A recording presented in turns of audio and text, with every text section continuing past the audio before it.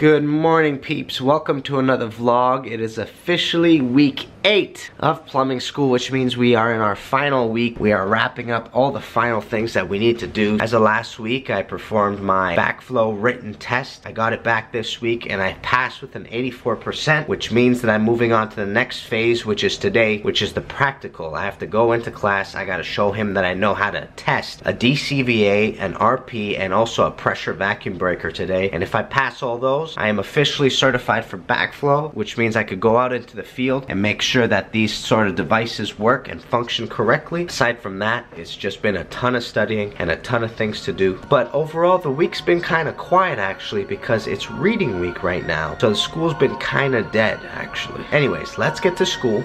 I'll show you guys around and let's have a wicked week of plumbing.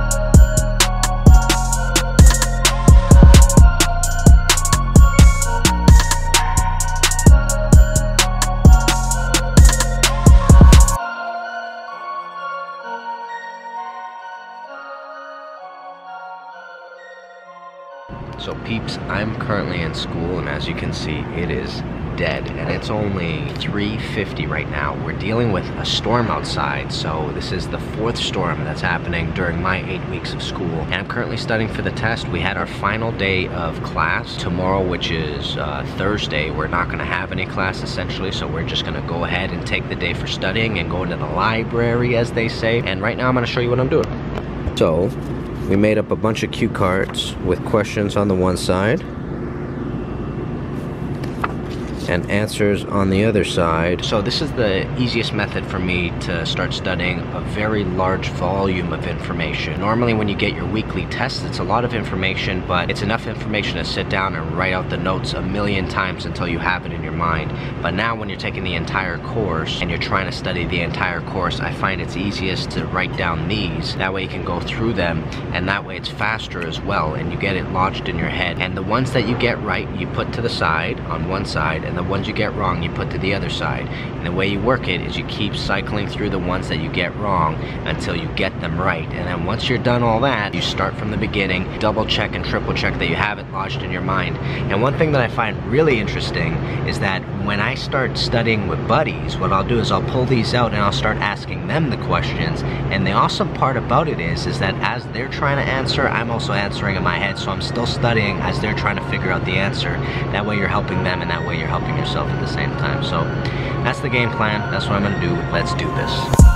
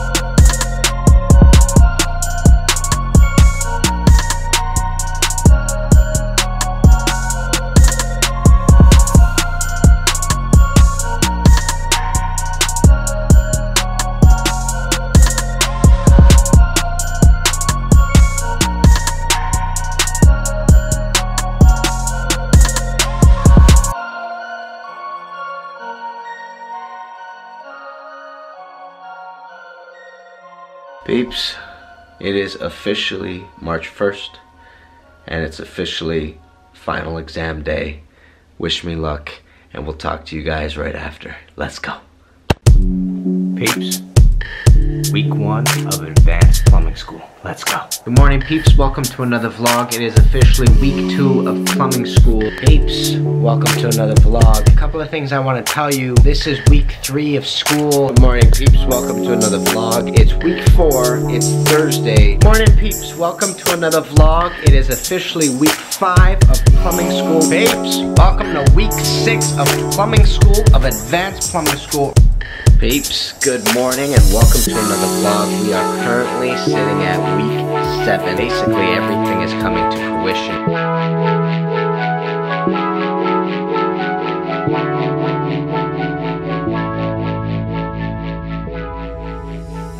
So I wanted to sit down and talk to you all about how school went in the final week, which was honestly probably the toughest week there was out there. So first and foremost, you should know that we didn't have a test as of week 7, even though we were still continuing to get theory. In week 7, it was all basically dedicated to backflow. So we did the backflow tests, which I passed both of them, and I'm now finally a certified backflow tester. When we got into week 8, we didn't get a ton of theory as of week 8, and as you saw, it was a little bit dead at school, so we had quite a bit of time to study. But even in having all that time, now you have to review 7 weeks worth of notes, essentially, which made it really arduous and really difficult. And then we finally sat down and we did the exam, and I have to be honest, the exam was really hard.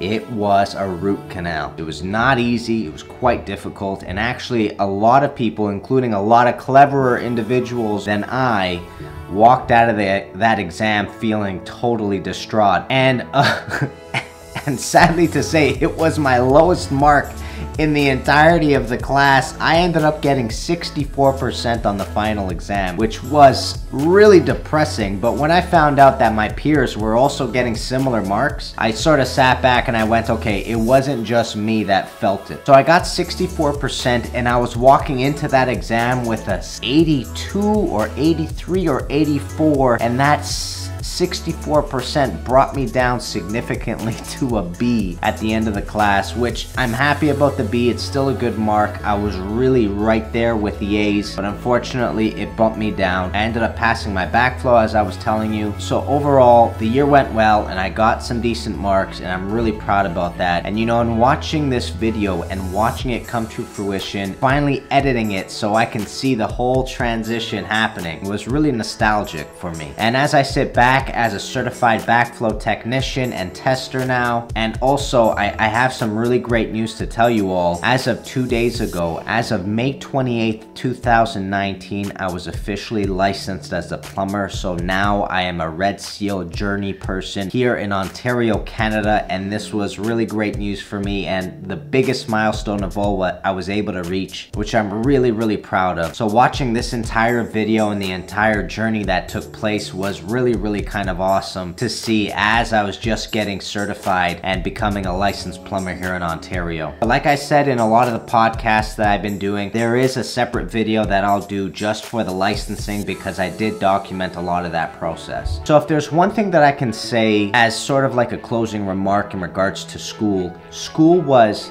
the fundamental thing that has really let me grow as a plumber. What you have to know is that what I do on the job site with my father is very technical, and I've grown quite a bit because of that. But without going to school, I don't think I would have had the foundation that I needed to be the plumber that I am today. The theory is so bloody crucial that if you don't know it, you are sort of blind in the field. Which is why, if I can stress anything at all, it is go and try your best to get into your apprenticeship. Even if you don't get licensed, get into your apprenticeship, go to school. If you're not good at school, that's okay. You're gonna pick up on some stuff in the first year. If you don't pass that first year, that's okay. Go back and do it again. Do the second year, do the third year. Something that I find really inspirational is that we had a teacher come in and teach us math in our second year, and he was subbing in for a teacher that was supposed to be there. And he said to us that, you know, when he initially got into plumbing school, he was really bad at math, and he actually failed, I think it was advanced plumbing twice. And the fact that 10 years later, he's sitting there teaching the class to us was a really big deal. It basically lets you know, look, you don't have to be amazing at this school stuff. You don't have to be amazing at this math stuff. You just have to dedicate to put in the work until you get the result you